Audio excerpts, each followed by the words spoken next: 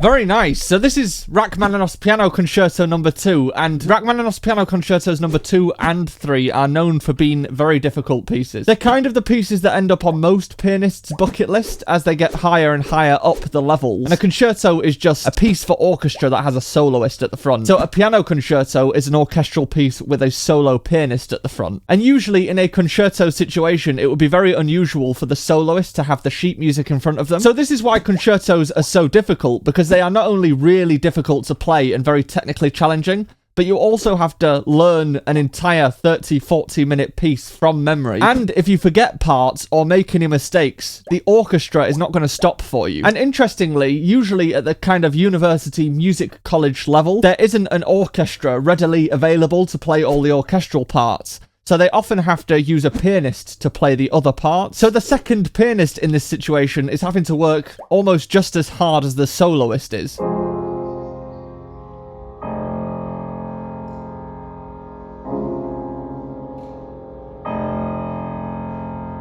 The opening of this concerto is really interesting to me because it's in the key of C minor, but it starts with an F minor chord. I think the key to the opening of this piece is that it's supposed to sound really ominous, and because you're starting the piece on an F minor chord rather than a C minor chord when you're in the key of C minor, it's almost like the music is trying to work out where it's supposed to land. So you get like an F minor chord, and then these clashing notes as it sort of climbs.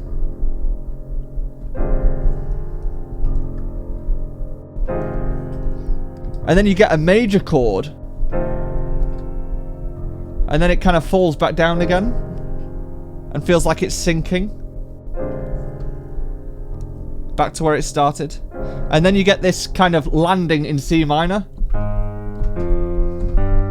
It's super fascinating reading the story that any composer writes using music, but Rachmaninoff really did have a way of being very dramatic with his writing, and I think that's why a lot of people gravitate towards his pieces, and particularly his second and third piano concertos. And Anthony's doing an exceptional job of playing it. I know exactly what it feels like just before a performance when you've got this massive piece to play, and you've got an audience there who don't really care how much you've practiced or how well you know the piece. They just want to spend the 30 minutes experienced in the drama and being told the story of the piece.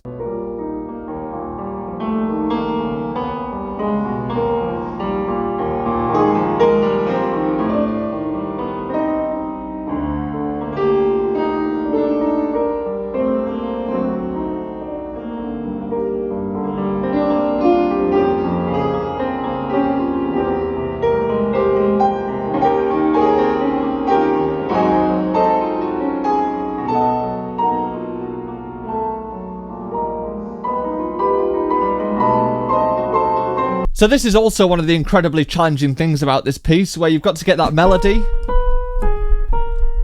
to stand out over all of the other notes that you're playing. And there are a lot of other notes that he's having to play. And as well as that, he's really stretching and pushing and pulling the time to get that melody to sing out. So he's doing a really great job. Okay, next up we have Luca. So Luca started the piano 5 years ago, but started taking it more seriously last year. And he started taking piano lessons in September, and he's currently studying pieces around the grade 4 to 5 standard.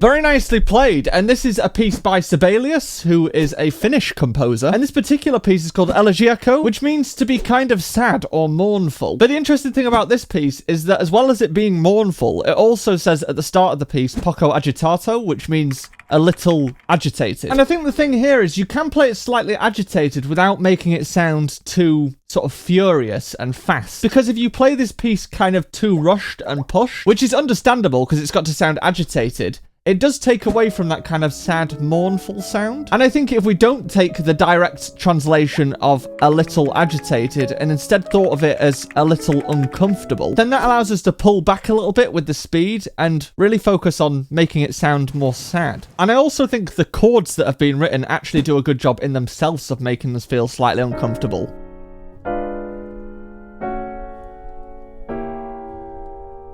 And if you couple that with the rhythm,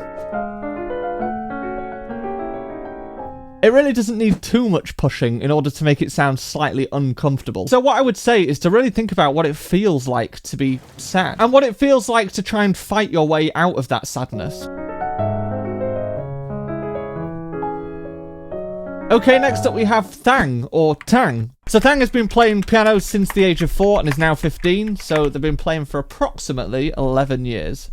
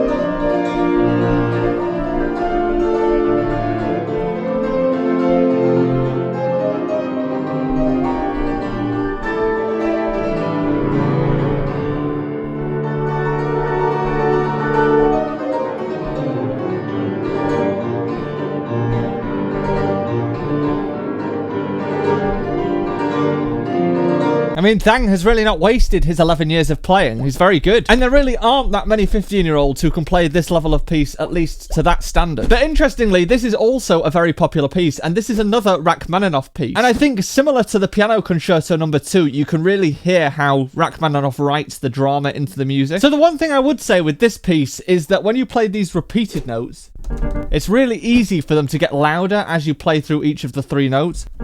And the reason for that is because you're anticipating jumping back down to those octaves. Another reason why it might happen that you tend to progress with the sound is because you lock your wrists in order to play it. And when you've got repeated notes like this, it is all in the wrists. But I think you've got to really fight through the urge to push through those notes and keep it really understated. Particularly at the very open of this piece, where you've got those staccato bass notes as well. Because if you can make those bass notes really staccato and keep those chords sort of understated, I think it makes it feel a bit more regimented and more like a march. And then later on, when the dynamics change and it gets much bigger, then there's more contrast. Particularly later on when you get the melody coming in and things are a lot less staccato, then for an audience and for the listeners, they're going to hear a lot of contrast, and contrast is what keeps people's attention. So when you get sections like this, where it's slightly more flowing and everything is much more connected, then that sounds like a much sharper contrast with the rigid staccato opening. But once again, he plays it very, very well, and at 15 years old, I can only imagine what he's going to be playing like when he's 25 years old, and that is still younger than what I am now, which is depressing. Okay, next up we have Aisling, who is also 15 years old and has also been playing for 11 years, but she's had lessons for probably 8 to 9 years.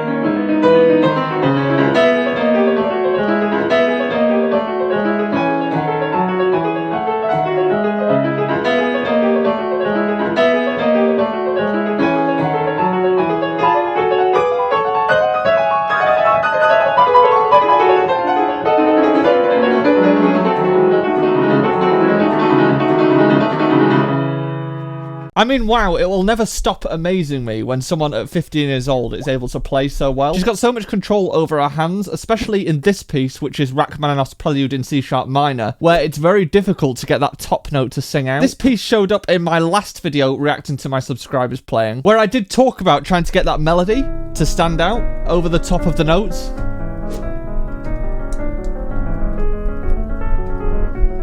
And here we have Aisling with such great control over her hands and able to get that melody to sing out. The one thing I would say is to try and think about the meter, and meter is very different to how many beats there are in a bar. Meter is more about how you feel the music and where you feel the pulses. For example, at the start of this section, you might feel once every 3 notes.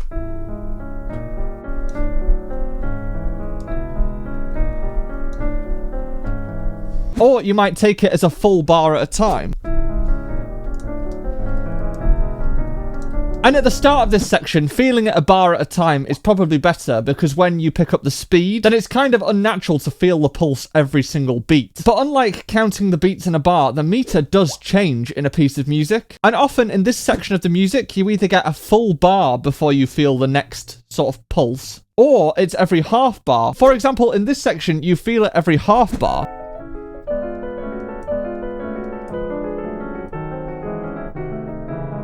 So what I would say is try and practice it in those groups of 2.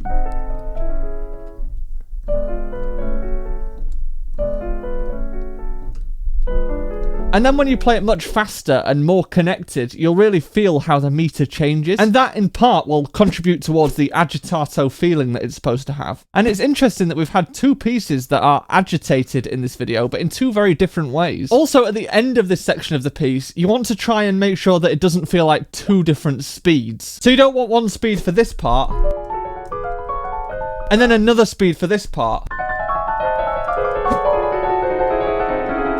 So the way I like to think about this particular turnaround at the top, where you start coming back down the piano, is like a roller coaster. If you were on a roller coaster and it was getting to the part where you're about to do a big drop, it's going to slow down and then it's going to tip over the edge and suddenly start getting faster. So we can do the same kind of thing with this part of the music, where towards the top we slow down slightly, and then we speed up as we start coming down. Because you definitely want that section on the way down to feel manic and fast, and like it's falling and about to crash at the bottom. But you've almost got to start slow and build the momentum as it rolls down the piano. Almost like an avalanche or something like that. Okay, next up we have Daniel, and Daniel has been playing piano seriously for a little over 2 months.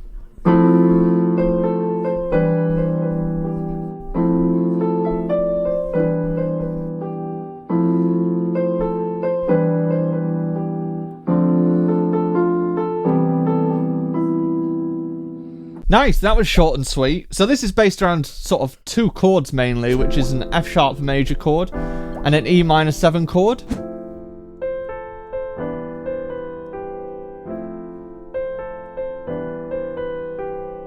I think it has a D minor 7 thrown in there as well. I'm not sure if this is a pre-existing song or whether this is an original composition. But what I would suggest doing if you want to take this to the next level is to try and play the chords in the right hand with the melody. So the notes that make up that first chord, which is an F major 7 chord, are the notes F, A, C, and E. So if we find an F, an A, a C, and an E in the right hand instead, So I might play E, F, A, C. That's the same notes. And then the first couple of melody notes was a C, an A, and then a C, which are already in that chord. So you can just replay them from the chord. And then the chord changed to that E minor 7 chord, which is E, G, B, and D. So once again, I can find that here, D, E, G, B. And here, the melody notes go B, C, B, G. So the B and the G are already part of that chord, and I only have to reach outside of the chord for that C. So altogether, that would be... Doing this means that it frees up my left hand to do some more interesting things. So to start with, because it's an F major 7 chord, I might play an F. And then an E for the E minor 7 chord. And then from there, you can start adding more chord notes back into the left hand, but arpeggiating them.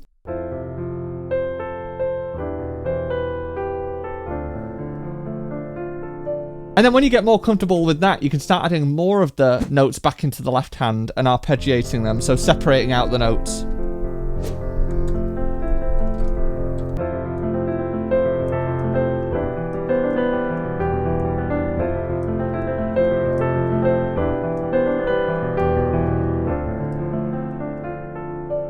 But it all starts with taking the chord away from the left hand and trying to include it in the right hand with the melody. Once you've done that, you've freed up a whole hand to add more layers to the music. And my last video on chords is about exactly that, so I definitely recommend going and watching that if you want to work out how to make chords more interesting on the piano. Okay, next up we have Alfred, who is a self-taught pianist, and he's been trying to hone his skill of playing by ear and using his intuition. And by doing this, he has written his own compositions, one of which is this one, which is The Art of Cinema.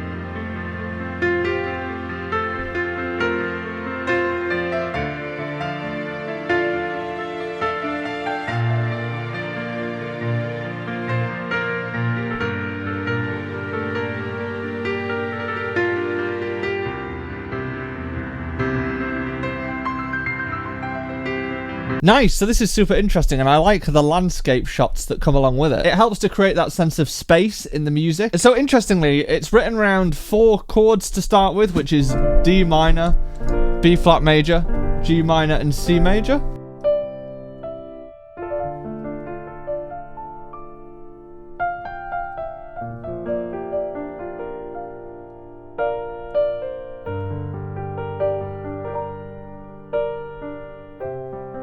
Now, obviously, when writing your own compositions, you can do pretty much whatever you want, and so anything that I say is merely going to be a suggestion of things to play with, and it's going to be more about adding tools to the musical toolkit, rather than what you should or shouldn't do. So the first thing I would suggest playing around with is changing the inversions of the chord in the left hand, because at the moment, it's the root note at the bottom of all the chords. So for a D minor chord, it's a D in the bass. For a B flat chord, it's a B flat in the bass. For a G minor chord, it's a G in the bass. And for a C chord, it's a C in the bass.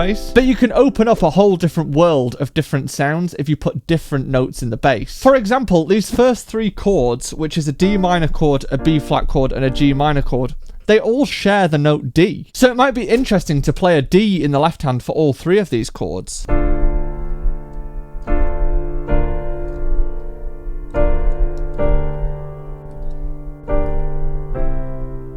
When you do this and you hold a note underneath moving chords, this is something called a pedal note, and it's really good for adding a little bit more drama. So in your composition, if you wanted to add a section of the music where you're building drama,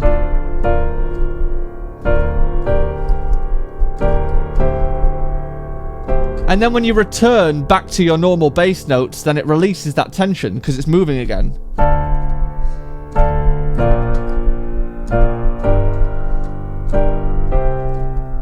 Also, by changing the bass note in the left hand, you can get some other interesting textures. For example, if I play a D minor chord with an F in the bass, it sounds a little bit more weak and sensitive. And then if I lifted that to a G minor chord, you get a really interesting rise in the music, and that's the type of sound that you can't get if you only use the root notes in the left hand. The other thing I would suggest doing is adding notes to the right hand chords, because at the moment they're mostly just triads, so a D minor chord being D, F, and A. And it sounds like Alfred is very good at his arpeggios, but when those chords are more static and still, and they're wanting to be a little bit more quiet, then it might be interesting to add something like a seventh to that.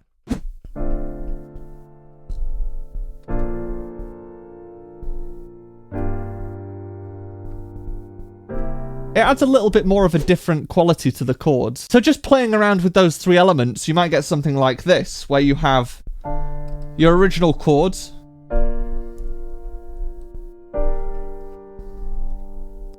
then later in the music, you might keep the D in the bass,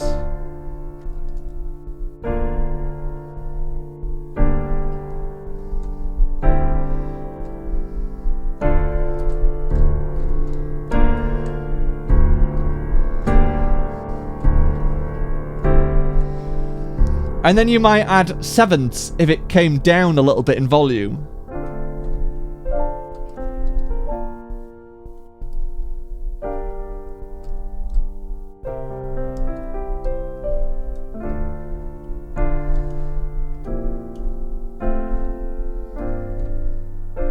And then also at some point in the piece, you might change the chord.